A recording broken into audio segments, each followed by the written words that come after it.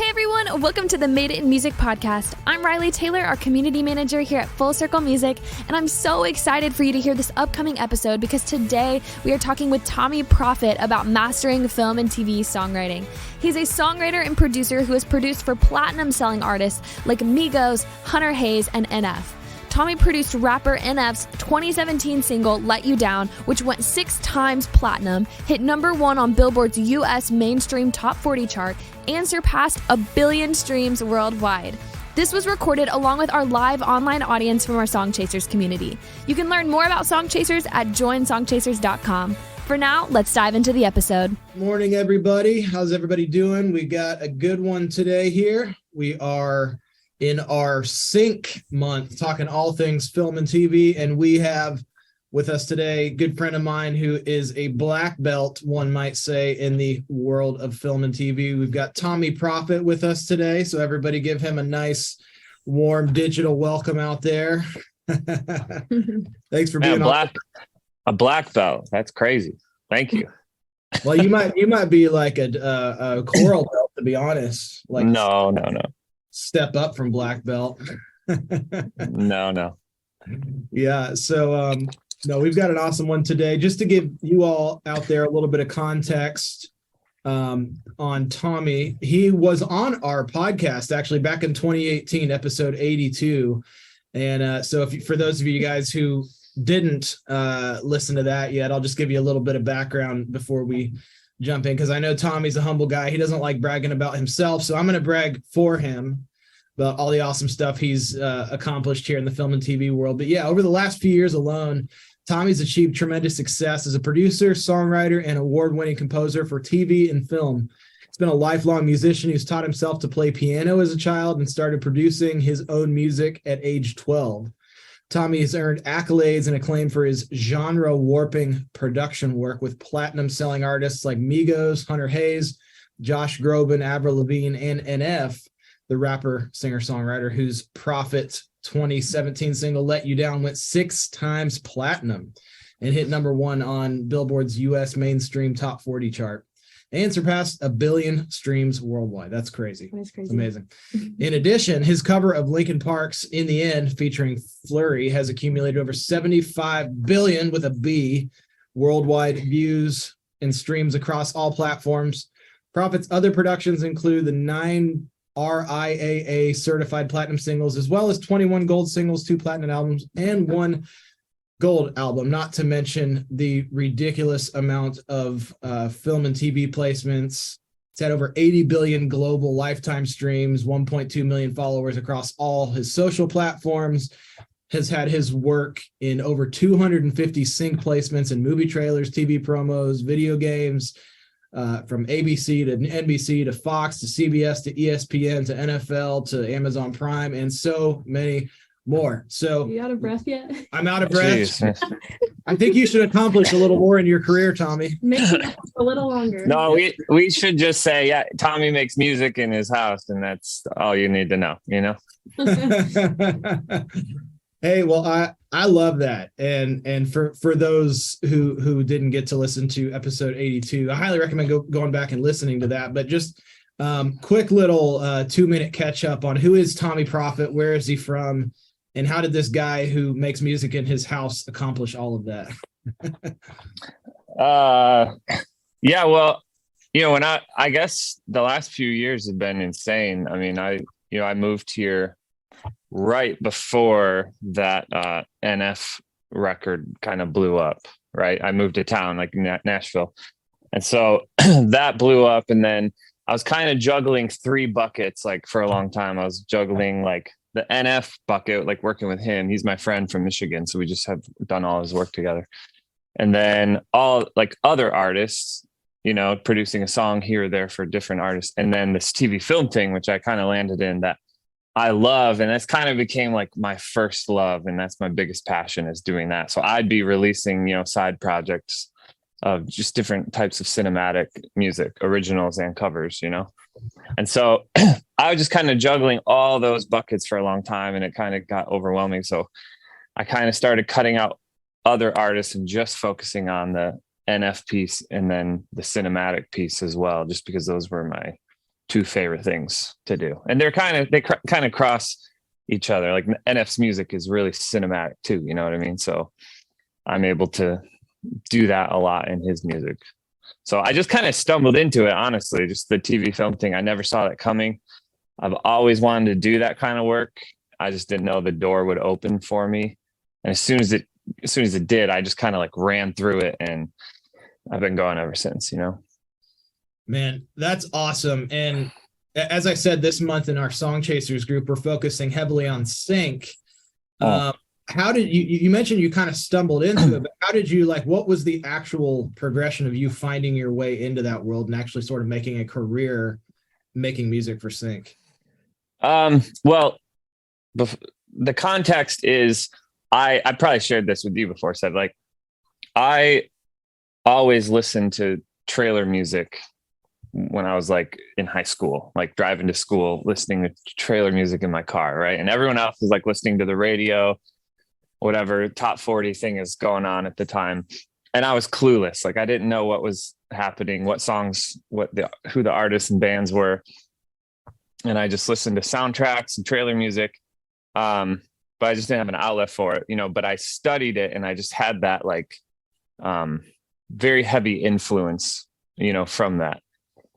So then when I got published with Capitol through me and NF's work together, they, you know, I was just in town writing, you know, trying a bunch of different things. And one time I was in town and they randomly just said, "Hey, we're doing a TV film camp. Do you want to try that?" You know? And at the time I didn't know what that was. So I'm like, "What's a TV film camp? Like, I don't want to go camping. I'm very indoorsy. I don't camp, right? I don't do outside." And they're like, "Oh no, it's like where you write songs for movie trailers." And I just like, my heart jumped out of my chest. You know, I was like, "What? That's a thing that you guys do?" And so I did that camp, and I did 2 songs that week, and both of those pretty quickly landed some pretty big placements. And it was like my first time seeing a song that we made in a trailer. And I think that was the hook for me. It was just like a dream, like for me seeing it, you know what I mean? Along with, it was a Will Smith movie trailer, you know, at the time, the first one. And I was like, oh my gosh, what is this world I just stumbled into, you know? And so they didn't even know that I liked cinematic music when they asked me to be a part of the TV film camp. I think they just were like, "Hey, why don't you try this and see if something happens," you know? And so they kind of created a whole monster thing there. And then what's funny is after that, that's all I wanted to do. And they were like, "Man, we weren't really equipped for just exclusively sync." You know what I mean? It wasn't like sync wasn't their main focus. And so I was sending them like 80 trailer tracks, and they didn't know what to do with it. You know what I mean? So we're finding partnerships along the way to help pitch this music and start getting some placements with it.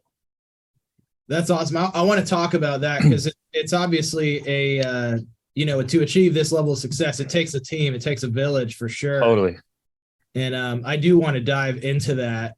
But I also want to talk about, you know, it's interesting. You've been able to amass all this success in the sync world, but you don't live in LA, which is kind of the mecca for all things film and TV. It's where all the trailer houses are.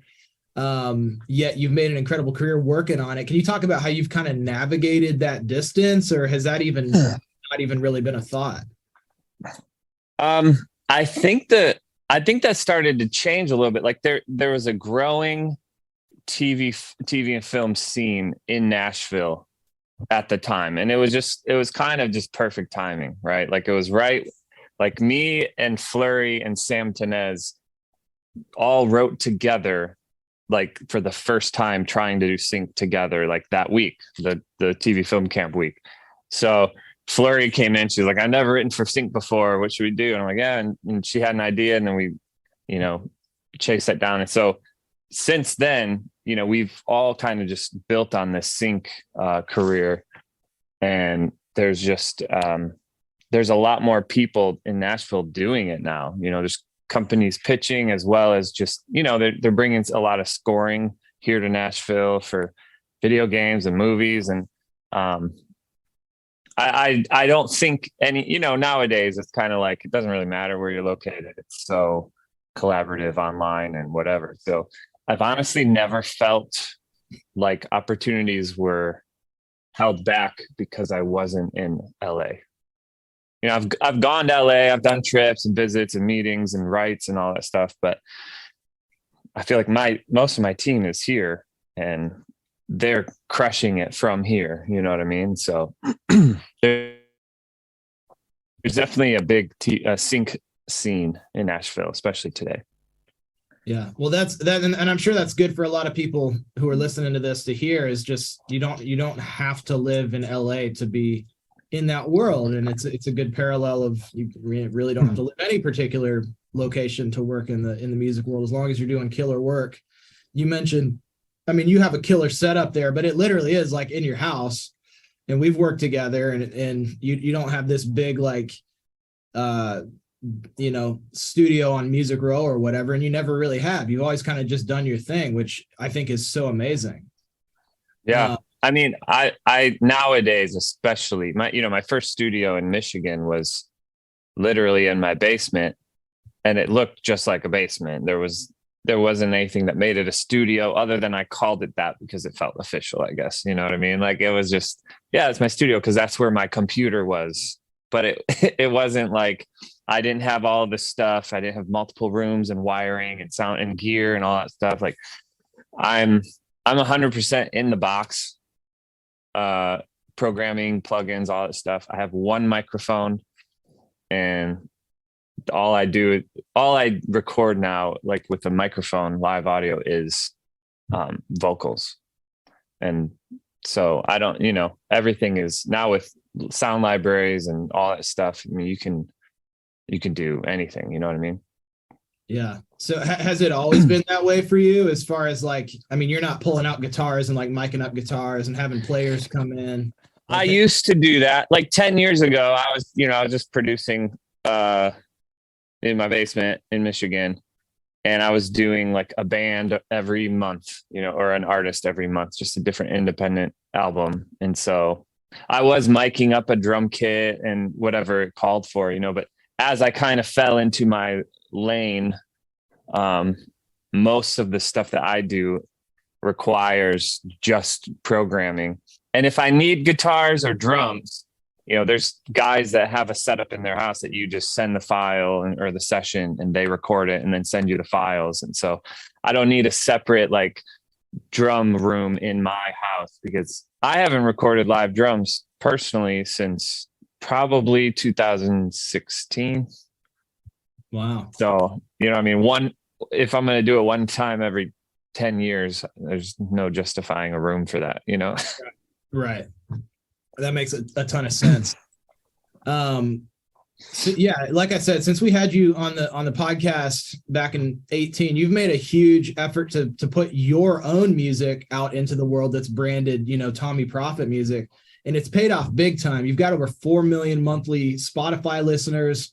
Can you talk about how and sort of why you chose to go that way, as far as building your own personal brand as an artist? I remember we even sat for coffee at one point in First Watch, and you were kind of like at that sort of bifurcation point. And man, you've definitely made the right move and done. Well, there's several different roads we could go down here with this answer. Honestly, the main thing is, like, I've always produced my own music and released my own music since I was 12, and so when I was in junior high, like I produced like MIDI music albums, and I would sell them at school to my friends for $3, you know what I mean? And just kind of started that whole business. And then in college, I started recording with my band, and we toured and we traveled and we did concerts, and, I sold albums. So I've just always done that. And then I kind of switched because we started having kids, and I was on the road all the time, and it was getting difficult. So I was like, hey, what if I produce other people's music instead of my own? It was just kind of like this moment of like, I could maybe do this for other people. And so that's when I started recording, other people's music. And then once I started, so I was kind of juggling, doing my own music and other people's music. And then when we started this TV film, path, and we started recording all these songs, I had like 20 songs, and I'm like, these are really cool. And we're pitching them, and they're landing in trailers and TV shows. but like no one can ever hear these. So I was like, what if we just put them out, you know, in case someone likes to hear these? Because when I was in high school, this is the exact kind of music I was looking for and listening to. You know what I mean? I'm like, there's got to be someone that would like this. So I kind of reached out to all the people that I collabed with on those songs. I was like, hey, I want to put out the cinematic producer album with different features on every song. Are you cool with that? And everyone's like, yeah. And then we put it out. So it was kind of like the TV film placements were the focus. And then if it streams anything, that's just kind of an extra bonus. You know what I mean? And then over time, that streaming side has just really grown a lot, especially like on YouTube and Spotify and stuff. And so now it's fun because the focus doesn't have to be so much on this has to land in a TV placement or else we don't get paid for the whole day we spent on this song. You know, that was the only payoff. And now we can look at it more like, hey, there's an audience here. We could release cinematic songs, and some might stream crazy. Some might not stream barely at all. Some might go viral on TikTok, but there's no pressure at all. It's just like, let's put these songs out and release music. And then if it lands in a TV placement, that's the bonus. You know what I mean? And so we get to just kind of share art with the world in a lot more different places now. You know what I mean? Because I do have a lot of ideas, you know, like cover ideas, or, you know, I did the Christmas album a few years ago as a cinematic Christmas album. Like those are so fun and life-giving to me to do. It's like a creative outlet for me to pour into, you know what I mean? And so I think I need that. If I didn't do that and I was just producing artists, I think I would go insane, you know? Yeah. Well, I mean, you're extremely prolific. I was scrolling through your Spotify earlier. I don't even know how many songs you've put out or records you put out. I mean, just the cinematic. Don't you have like 7 volumes of just the cinematic songs? Yeah. I'm finishing the 8th one now.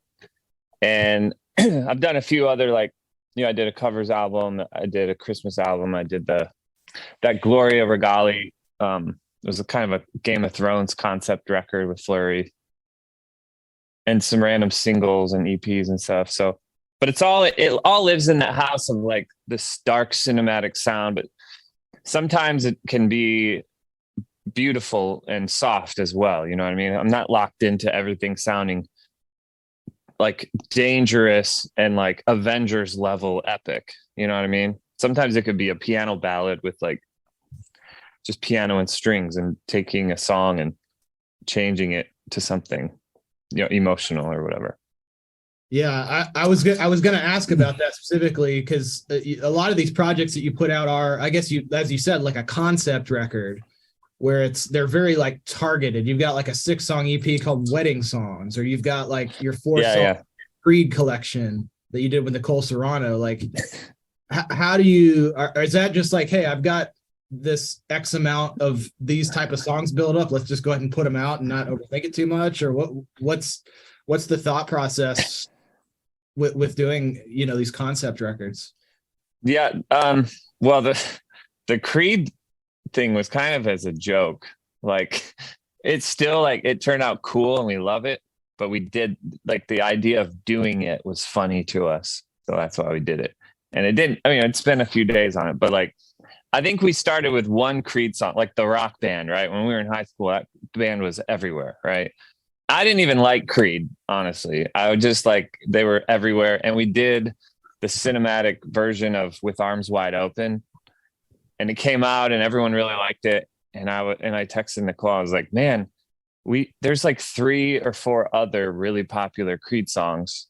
We should like do all of them and put out like a Creed collection. She's like, I'm so down. And I was like, no, I'm actually not kidding. She's like, no, I'm not either. And so she came over and we just did that. And it was so fun, like flipping a song that everyone knows with nods to the original, but some of it we changed really drastically. You know what I mean? And so that was just like I think that was just like, we had to get something creative out of our system. You know what I mean? The wedding songs thing was just, people were using our songs on Instagram Reels a lot for wedding like videos, wedding videographers and stuff. but we didn't have any good songs that were actually wedding songs. You know what I mean? The music kind of sounded pretty, but the content wasn't even about relationships or love at all. And it was like kind of weird. So we're like, what if we just give them what they want? Like we make this project just mostly for like social feeds and weddings and even people to use at their actual like, ceremonies and stuff. And so it was just kind of a stripped down piano string project. You know what I mean? So I don't know, like these different ideas, just, I like to think of things and then just like pull the trigger and do it. You know what I mean? Because sometimes, you can have these ideas of all these things you want to do and you write it down. And then 2 years later, you're looking back, you're like, oh yeah, that idea, but you're not inspired like when you first thought of it. You know what I mean? Yeah. It's really hard to get yourself to like go back and do things that you wanted to do years ago because you're always thinking of new things. So I think it's important to jump on it and like knock it out while you're thinking of it, while it's fresh. You know what I mean?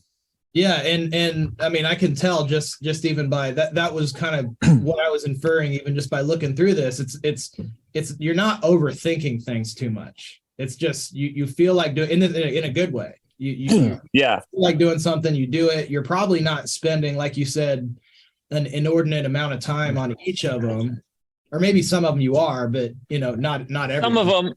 Some of them more than others. Yeah, obviously, the Christmas thing was something I actually did want to do for a long time. And I just never had time to do it until the whole world quarantined. And then everyone kind of stopped coming out of their house and I had time alone to like actually do it in 2020. But like that took 6 months to do. But, the Creed thing took like a week total, probably, you know what I mean? And so I would say this is important. I think like my favorite part about this stuff is that there's so much less pressure and less overthinking, like you said, because it doesn't really, there's not like this, I don't know. It's not like an artist is releasing a record and then they have to have a song for radio or 2 songs for radio that fit in this box. And they have to make something that's, current that people will listen to now, that, they're always thinking of what do other people want to listen to. And that messes up the, creativity as well. And then they have to tour the record and try to, pay for a band and shows. And like, there's just that whole traditional artist career is a whole other thing. When you can just, collaborate with someone and make a crazy different version of a song that already exists, or just write something for sync. And then you're like, yeah, I can add French horns in this and it sounds better for sync. It doesn't matter if someone doesn't want French horns in the song. This is like supposed to sound cinematic. You know what I mean? You can just kind of create with undictated by anyone else and just kind of freely make it. And I don't feel any pressure that like I have to put songs out that stream really well or that place 10 times in different things. Like I make something and I love it. And then we're just like, we get to choose to put it out. You know what I mean? And so I think that a lot of people overthink like releases, right? Even like younger people who are just starting, they'll release one song every 3 years because they're just, you know what I mean? The release strategy and we need a plan and we have to follow it up with this and the video and all this stuff they think about, and it slows them down. You know what I mean? So not to be reckless with it and just throw, stuff out. But I think there's a balance there. You know what I mean? To just like stay prolific, the word you used, like just continuing to put a bunch of stuff out, and some stuff will stick, some stuff won't. And like, don't be discouraged by things that don't perform as well. Like if you had fun making it and you love it, then just share it with people who want to listen to it and do enjoy it. You know what I mean? Yeah, man, that's gold for sure. And I love it that you've built this whole artist thing without having to ever really leave your house. It's you haven't had to go tour it. You haven't had to go like do any of that stuff. Well, I do have to leave to grab lunch every day. Yeah. But besides that, you're right. It's it's amazing. Like I have more time now with my family and my kids than I've ever had before. You know what I mean? So to be able to do that is a huge blessing. I don't take for granted. Yeah, for sure. And we see you at church. You're playing at church as well too. And I believe that, man. That's amazing. Got your priorities straight for sure. Well, it's always a balance, right? Working on it. Yeah, for sure. Man, one thing I wanted to hit on too, and I don't think we really talked about this so much in our last interview, but I think this would be an encouragement to a lot of people who maybe feel like, well, I don't necessarily sing, but I love making music. Like if I'm not mistaken, like, do you sing on any of your songs, or is it like just the music side and you're always working with I don't anymore. Like I used to sing. That's just not my strength. And so like I could do it. I could get by, I'd sing in churches and stuff like that. And I have albums that you won't be able to find of me, and I had, the whole range of stuff, that of me singing. And once I found that I could put my strength forward along with someone else's strength, and we put those together and the product is so much better, that's like that's what excites me. You know what I mean? I can view different, I love pairing vocalists as though their specific tone and skill set and bag of tricks, what they bring is kind of like an instrument, and you can put that lead instrument over different things. You know what I mean? And so now I don't sing on anything. Sometimes I'll do instrumental tracks, but most of the time it's another singer on the tracks that I make. Yeah. And I think that should be a great encouragement for so many people listening, is like, yeah, you can still write the songs. You can still create the music. It doesn't have to be your voice. Just pick the best voice for the song. And that's something we talk about, even like when you're pitching demos or whatever, even outside of the sync world or artist world, it's just find the best voice for the song. And that's something that hats off to you in figuring that out, and just, finding people where you can be in your strengths and they can be in their strengths. So was there like a moment that you kind of went all in on the collabs thing and we're just like, I'm just going to do this from now on?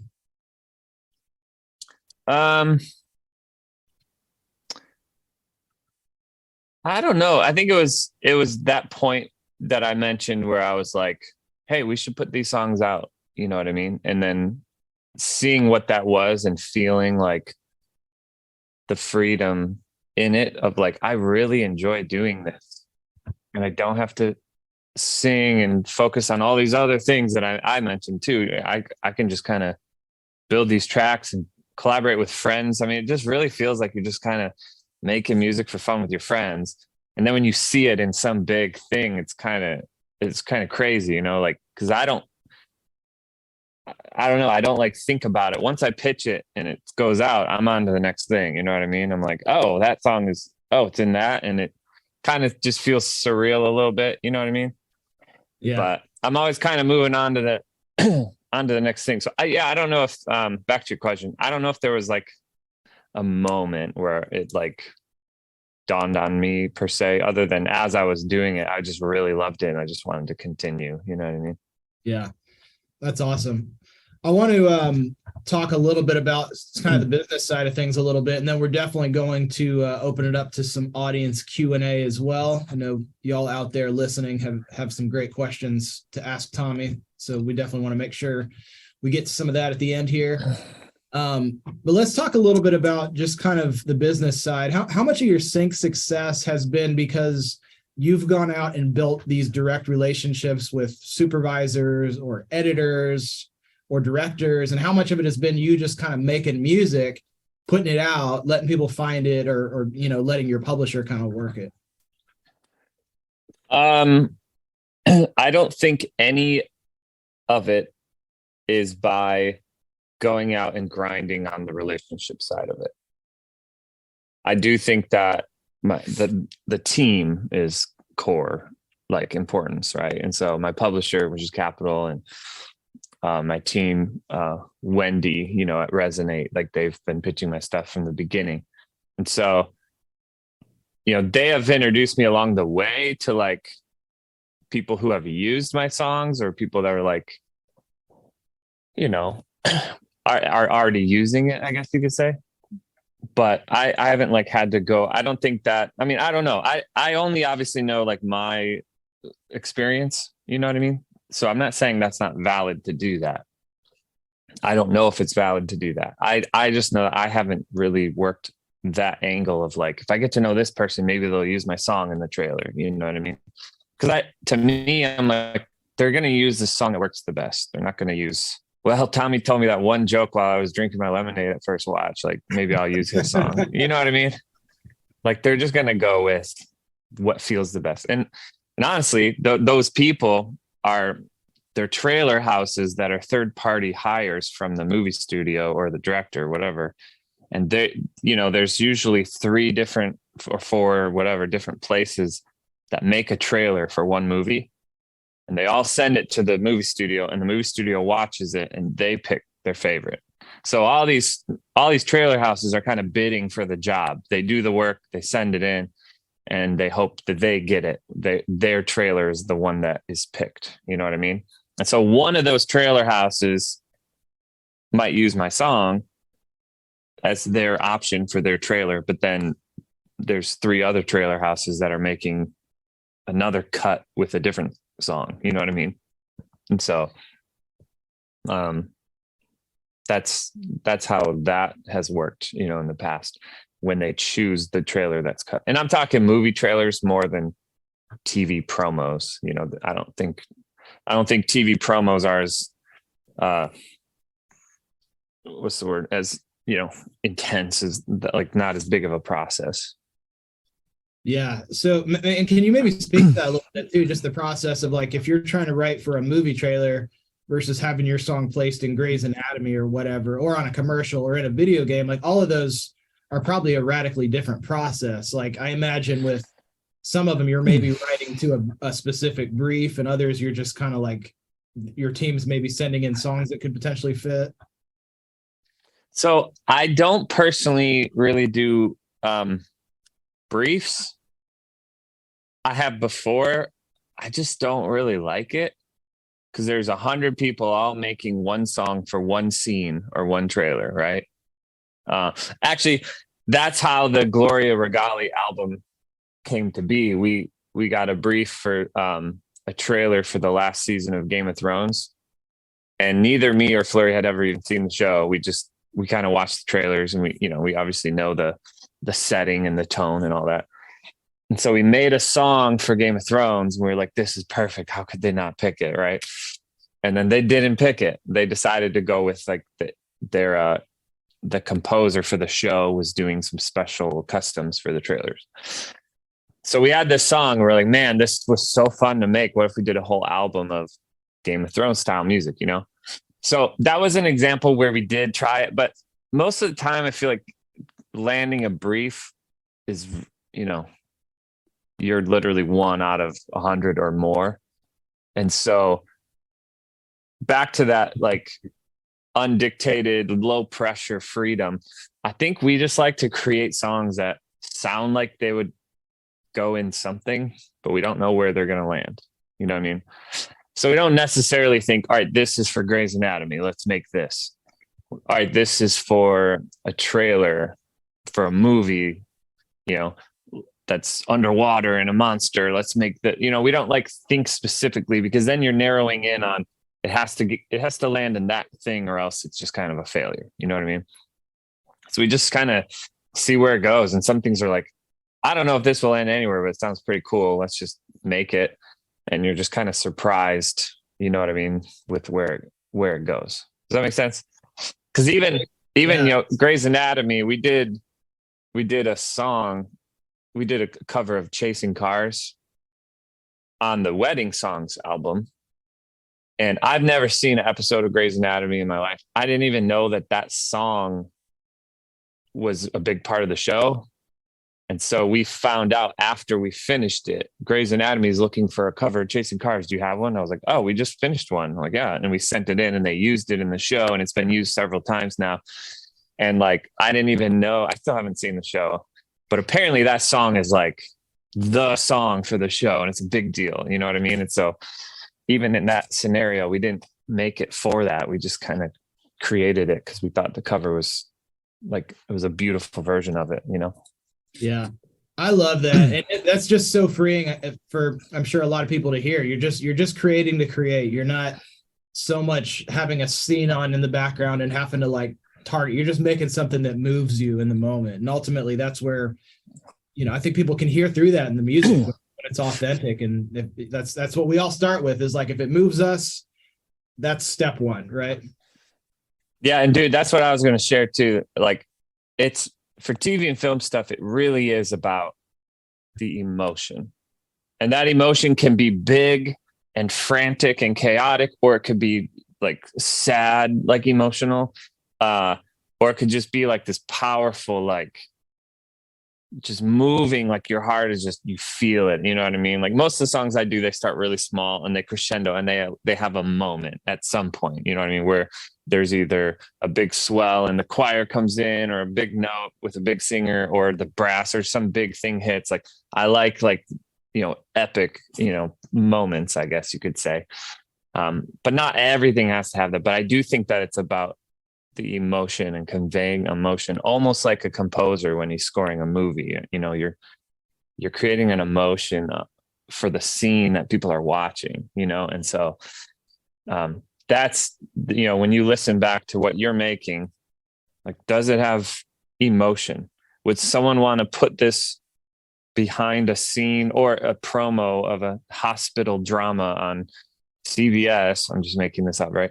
Of someone that is, you know, about to lose their life and the doctors are like struggling, and like, is the music and the soft piano, does it sound emotional, or is it just kind of like, yeah, you're hitting the chords and the music's right, but it just doesn't have the feeling in it. You know what I mean? So putting that feeling in the music is number one top priority.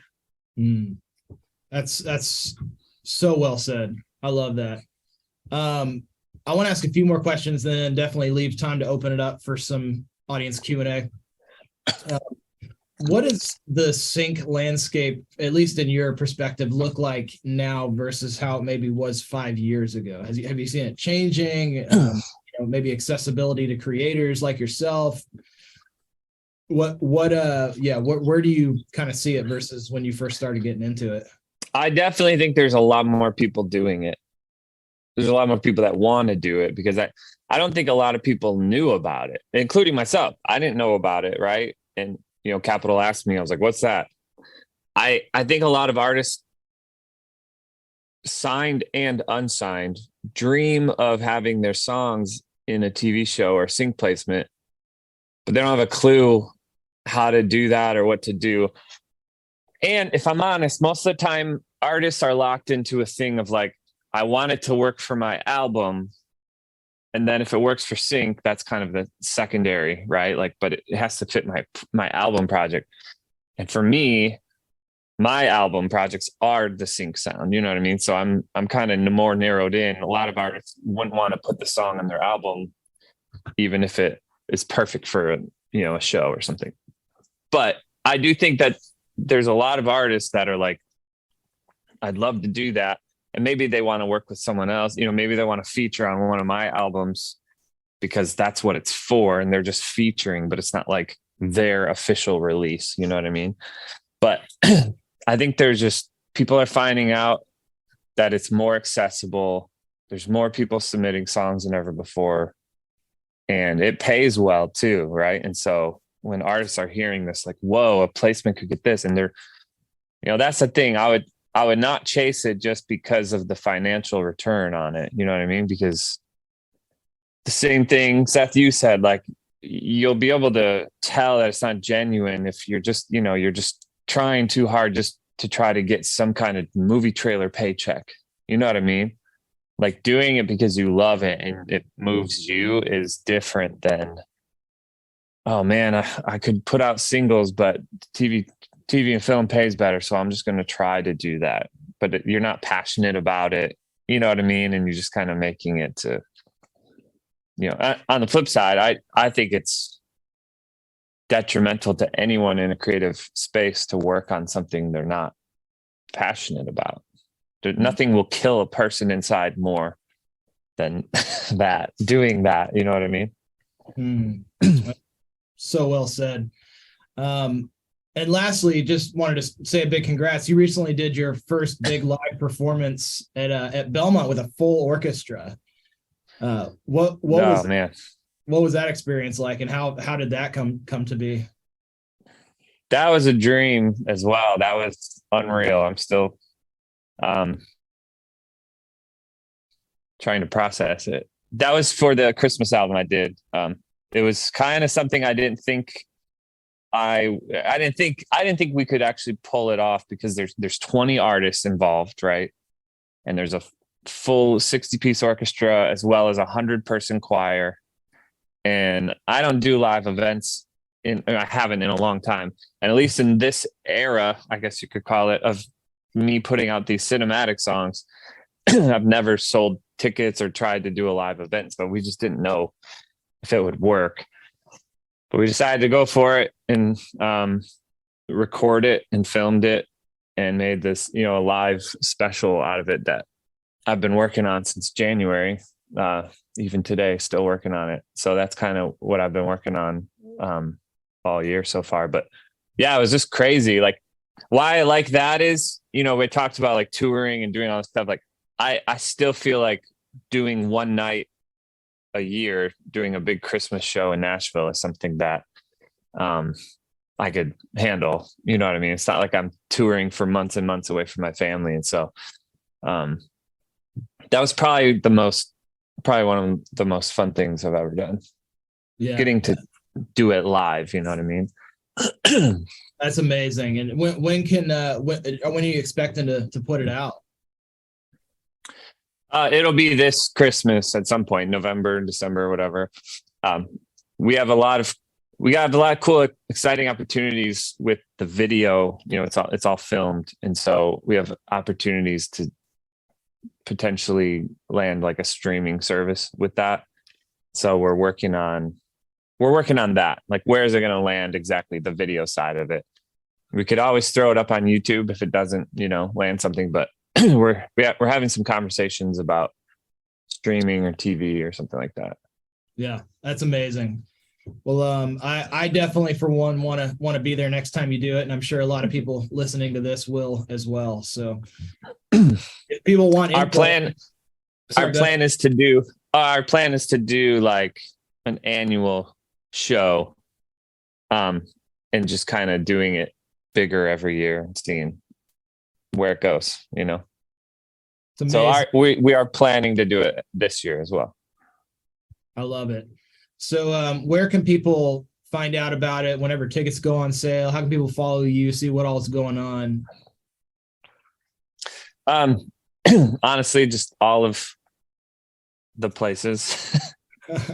Instagram is probably my most used, I would say, social media, but Twitter, Facebook, TikTok. I have a website that I keep up to date pretty well. It's all Tommee Profitt, just 2 M's, 2 E's, 1 F, 2 T's. That awesome. No one ever gets that right. So as long as you spell my name right, you'll be able to find me. I love it. Well, Tommee, thanks so much for being on here with us today. Yeah. Thanks for listening to this episode of the Made It in Music podcast. In addition to this episode, we also recorded a Q&A session where some of the songwriters in our Song Chasers community were able to ask their own questions. We'll release that episode shortly after this one. Make sure to check out other episodes of the Made It in Music podcast. We have well over 100 interviews with some of the top music industry pros, many here in Nashville and many from all over the world. Subscribe to make sure that you automatically get future episodes, and leave us a review if you loved it. It would really help us out. Or send an email to support@fullcirclemusic.com if you have ideas for how we can improve the show. If you would like to become a Song Chasers member and attend these training sessions live, head over to joinsongchasers.com to learn more. You also get additional exclusive trainings from Seth Mosley, you get our Track Suite Pro software, you get song reviews from me and my team, and you get access to a custom social media network we created exclusively for songwriters and musicians. There's nothing else like it on the internet. Go to joinsongchasers.com to learn how to join, and check out madeitmusic.com for more content and episodes from this podcast. See you in the next episode.